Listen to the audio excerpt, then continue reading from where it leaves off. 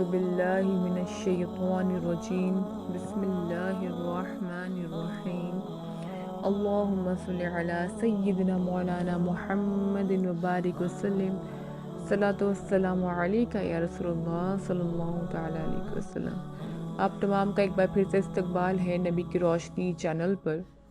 آئیے ہم تمام اب اپنی نیکسٹ سوال پر چلتے ہیں۔ اس سے پہلے ہم تمام نے ضروریات دین کے تعلق سے سوال کو سمجھا تھا۔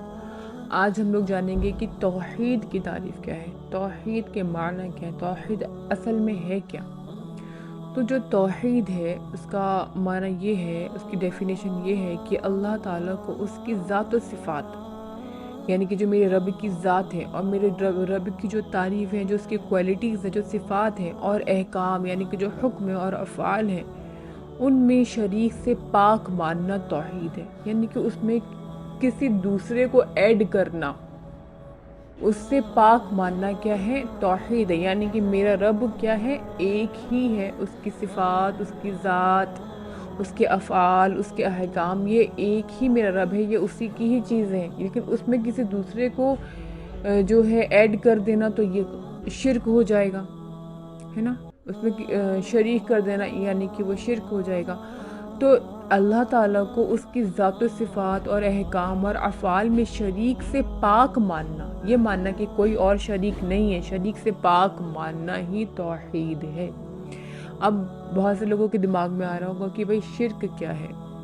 تو شرک کا معنی ہے اللہ تبارک و تعالیٰ کے سوا دوسرا خدا ماننا، یعنی کہ کسی کو واجب الوجود یا مستحق عبادت، مطلب کہ دوسرے کو جو عبادت کے قابل ماننا، عبادت کے لائق جاننا، یعنی الوہیت میں دوسرے کو شریک کرنا۔ اور یہ کفر کی سب سے بدترین، سب سے بڑی جو ہے قسم ہے کہ اس کے سوا کسی بات، یعنی کہ کیسی بھی بات ہو، چاہے کتنی بھی شدید گناہ ہو، لیکن وہ اس والے یعنی کہ شرک کے برابر نہیں آ سکتا۔ یہ سب سے بڑا گناہ ہے۔ پھر اب ایک کوئی سوچے گا کہ ابھی آپ نے کہا کہ واجب الوجود، کہ اس کا کیا معنی ہے؟ تو واجب الوجود ایسی ذات کو کہتے ہیں، ایسی ذات کو کہتے ہیں جس کا وجود یعنی ہونا ضروری، اور عدل محال یعنی کہ نہ ہونا غیر ممکن، کہ جس کا ہونا ضروری ہو اور نہ ہونا غیر ممکن، بالکل ناممکن۔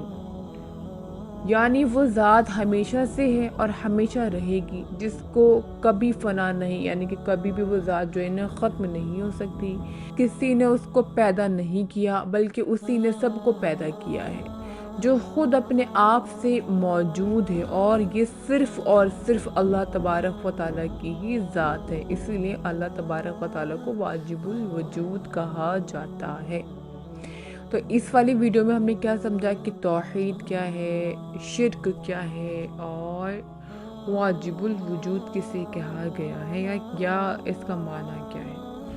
امید کرتی ہوں کہ آپ لوگوں کو یہ بھی بات سمجھ میں آئی ہوگی۔ انشاءاللہ تعالیٰ نیکسٹ ویڈیو میں اور بھی چیزیں لے کر آئیں گی۔ تب تک کے لیے آپ لوگ دعا میں یاد رکھیے گا۔ السلام علیکم ورحمۃ اللہ وبرکاتہ۔